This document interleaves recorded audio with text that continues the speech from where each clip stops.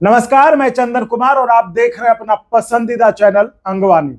जहां एक तरफ देश में कर्मचारियों का सबसे बड़ा मुद्दा पेंशन का हो, जहां एक तरफ सर्विंग एम्प्लॉय जो काम कर रहे हैं वो कह रहे हैं कि हमें ओपीएस चाहिए, तो वहीं जो रिटायर्ड कर्मचारी यानी जो रिटायर कर चुके हैं, यानी कि सीनियर सिटीजन उनको माना जाता है, वो उस उम्र में सरकार से दो दो हाथ करने के लिए तैयार है, क्योंकि उनके साथ एक ऐसा नाइंसाफी हो रहा है जो शायद हम और आप भी सुन के कहेंगे भाई ये तो नहीं होना चाहिए। तो आखिर वो मसला क्या है, हम वो समझते हैं। हमारे साथ रिटायर्ड सीपीडब्ल्यूडी इंजीनियर्स एसोसिएशन के प्रमोद कुमार सिंगल जी हैं।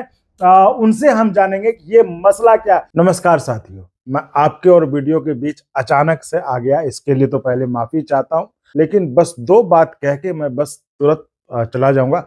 आप वीडियो देखते रहें, 1 मिनट से भी कम समय लगेगा। तो साथियों, बात यह है, एक तो चैनल को सब्सक्राइब करें, सब्सक्राइब करना बिल्कुल फ्री है, उसमें कोई पैसा नहीं लगता। और आगे आपको लगता है अगर संभव हो तो आप चैनल को ज्वाइन करके चैनल को आगे बढ़ाइए, चैनल को मजबूती प्रदान करिए। चैनल को जो रिसोर्स, जो संसाधनों की जरूरत होती है, उसको उससे निपटने में आप चैनल को ज्वाइन करके आप मदद कर सकते हैं। ज्वाइन, एक तो आप चैनल खोलेंगे, वहां पे सब्सक्राइब के बगल में ज्वाइन का ऑप्शन होगा, या फिर डिस्क्रिप्शन में पहला ही लिंक है ज्वाइन। तो आप अपने मन से जितना आपको उचित लगे आप ज्वाइन करके सहयोग कर सकते हैं। तो आइए वीडियो देखते हैं। उनकी समस्या है कम्यूटेशन ऑफ पेंशन की। अब वो समस्या क्या है, क्योंकि हम अभी सिर्फ ओपीएस की बात कर रहे हैं, हमें भी नहीं पता था, क्योंकि जब हम इस फील्ड में आए हमें पता चला कि भाई एक समस्या जो कम्यूटेशन ऑफ पेंशन की। आखिर कम्यूटेशन ऑफ पेंशन क्या चीज है, क्या समस्या है, ये हम समझते हैं प्रमोद कुमार सिंघल जी से, जो कि रिटायर्ड सीपीडब्ल्यूडी के इंजीनियर हैं और इस पर कहते हैं कि उन्होंने काफी रिसर्च कर रखा और इसको लेकर उनको काफी अच्छी जानकारी भी है। प्रमोद जी, बहुत स्वागत है आपका अंगवानी पर। धन्यवाद धन्यवाद सर, अभी तो जो कर्मचारी जो सर्विंग है वो अपनी लड़ाई लड़ रहे हैं कि हमें ओपीएस दे दो, हर हाल में ओपीएस चाहिए, लेकिन आप लोग भी एक तरह की पेंशन, चूंकि रिटायर्ड हो चुके हैं, ओपीएस आपको मिल रहा है, लेकिन आप दूसरी समस्या से परेशान, वो है कम्यूटेशन ऑफ पेंशन। ये क्या मसला है, ये समझा दीजिए सर। हम लोग गवर्नमेंट कर्मचारी जब रिटायर होते हैं तो एक अपना जो हमें फंड मिलता है, उसके अलावा अपने अमाउंट को हैंडसम करने के लिए और ज्यादा बढ़ाने के लिए हम क्या करते हैं कि अपनी पेंशन का 40% तक गवर्नमेंट के पास गिरवी रख देते हैं एक तरीके से। सर, अपने पेंशन वाला अमाउंट या पेंशन वाला पेंशन, यानी कि जो हम रिटायर करते हैं वो तो एक मोटा अमाउंट हमको वो मिल गया। हाँ। उसके बाद जो हमको पेंशन मिलना उसमें से 40% हम गवर्नमेंट के पास गिरवी रख देते हैं एक तरीके अच्छा से।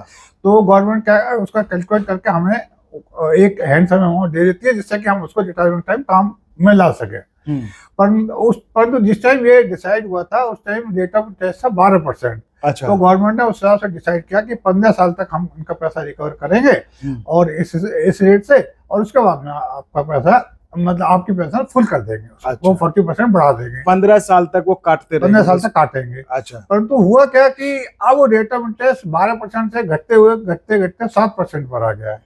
और 7% के हिसाब से कैलकुलेट करने पर ये 10.2 मंथ्स में 10.2 ईयर्स में ही रिकवर हो जाना चाहिए। अच्छा। और जिन लोगों को 10 साल से ज्यादा हो गए उनकी रिकवरी के लिए हम लोग को रोकने के लिए हम प्रयास कर रहे हैं। और इसमें चंडीगढ़ हाई कोर्ट और हैदराबाद और चेन्नई कोर्ट ने डिसीजन भी दिए हैं, पर केवल उन्हीं के लिए हैं जो इंडिविजुअल्स के लिए हैं। कौन सर? चेन्नई। किन के लिए है ये? जो इंडिविजुअल उसमें कोर्ट में गए थे, जो कोई एक आदमी गया अकेला, तो उसके लिए वो 150 लोग गए इस तरीके से। उनके लिए कोर्ट ने रोक दिया कि फिलहाल इनका जो डिडक्शन रोक दिया जाए। और ये फाइनल डिसीजन जब तक नहीं होगा, जब तक और इसका डायरेक्शन और नहीं होगा। मतलब फाइनल डिसीजन अभी नहीं आया है ना? फाइनल डिसीजन भी नहीं आया है। अब वो आएगा तब तो सारे कर्मचारियों पे लागू हो जाएगा। अब हाँ, वो तो जब आएगा इसलिए। पर तो हम लोग भी चाहते हैं कि हमारा जो 10 साल से ज्यादा जो रिटायरमेंट हुआ है जिन लोगों का, उनका भी डिडक्शन रुक जाना चाहिए। सर, ये समस्या कब से? ये तो लगता है जब से मतलब नहीं, एक्चुअली क्या है, पहले रेट ऑफ इंटरेस्ट ज्यादा था। हमें जो जीपीएफ वगैरह मिलता है उस पर ज्यादा इंटरेस्ट मिलता था। तो 12% से घटते हुए 11, 10, 9, 8, 7 ऐसा आ गया। तो ये अभी समस्या पैदा हुई जब रेट ऑफ इंटरेस्ट घटा है। घट गया है तो। हाँ, रेट ऑफ इंटरेस्ट गवर्नमेंट हमसे 12% के हिसाब से हमें चार्ज कर रही है, जबकि वो नहीं कर सकती, नहीं करना चाहिए उसको। परंतु बात यह है कि गवर्नमेंट के यहाँ सब अंधेर कर दिया है। जो एक बार फिक्स कर दिया ज्यादा, तो ज्यादा में तो वो बड़े आराम से खुश होकर काट रहे हैं, और कम फिक्स करा होता तो अभी बढ़ा देते। तो एक्चुअली हुआ क्या कि हम ये चाहते हैं कि हमारा कैलकुलेशन दोबारा से आज के रेट ऑफ इंटरेस्ट से करके और उस हिसाब से उतना कम्युनिकेशन के पैसे काट के और हमारी वो रिलीज कर दी जाए पेंशन। ये समझने के लिए बता दीजिए ताकि लोग समझ जाए। मान लीजिए हम समझते हैं कि 100 रुपया है, हाँ, 100 रुपए में अभी कितना कट रहा है आपका? 12% जो सरकार उसमें सहमत हुई थी, 12 यानी कि कितना 12 रुपए कट रहा था आपका। हाँ। और अभी कितना कट रहा है? नहीं, कट तो उतने ही है, 12 ही कट रहा है। नहीं, काटने की लिमिट, काटने का तो समस्या नहीं। हाँ, समस्या ये है कि हमें जो जितने पैसे काटने चाहिए वो काटने, प्लस उसकी जितने पैसे हमने दिए थे, मान लो 10 लाख रुपए दिए थे उस टाइम, उसके ऊपर उन्होंने 12% इंटरेस्ट लगा के उसको 15 साल में डिवाइड कर दिया, 180 महीने में। आगे 15 साल तक कटता है, 15 साल तक कटेगा। परंतु अब क्योंकि रेट ऑफ इंटरेस्ट 12% या 7% रह गई, तो वो अब उस अमाउंट पे इंटरेस्ट भी कम हो जाना चाहिए। ओके, उन्होंने एक बार कैलकुलेट कर दिया, उसके बाद दोबारा कैलकुलेट कर, मतलब ये हुआ जो हम बैंक से लोन लेते हैं, लोन में अगर जो जैसे होम लोन है 10% पे लिया, आज 9% हो गया, तो वो कम होना चाहिए, कम होना चाहिए। लेकिन यहाँ सरकार क्या कि 12 कर दिया था, लेकिन यहाँ 7 हो गया है,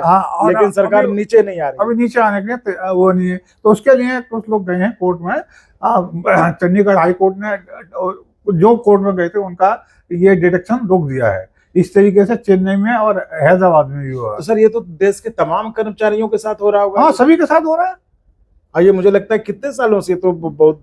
हाँ, ये रेट ऑफ इंटरेस्ट जब से घटना शुरू हुआ है, लगभग करीबन 5-7 साल तो हो ही गए, 5-7 साल हो गए। हाँ, तो इस पे क्या कर्मचारी जो संगठन है इतने बड़े बड़े देश में, उन्होंने कुछ नहीं किया, सरकार का ध्यान नहीं लिया? सही माने में रिटायरी लोगों का संगठन कोई है ही नहीं है, और इसीलिए हम लोग ये संगठन बना के इसको आगे बढ़ाने के प्रयास कर रहे हैं। ये रिटायरी के ऊपर फर्क पड़ता है, जो वर्कर्स जो वर्किंग है उनके ऊपर कोई फर्क नहीं पड़ रहा है, इसलिए वो इसके लिए ट्राई नहीं करते। बताइए, ये तो मतलब सरासर नाइंसाफी है कि जिसका एक बार तय किया, अब हम जाके समझे कि जो जैसे आप होम लोन लेते हैं, 12% आज फिक्स हो गया, कल वो नीचे हो गया, तो ऑटोमेटिकली हमारा कम हो जाता है कि अब 10% के हिसाब से कटेगा। लेकिन सरकार ने यहाँ इनका 12% के हिसाब से तय किया था, वो अभी जबकि 7% का हिसाब है, तो भी वो 12% से कट रहा है।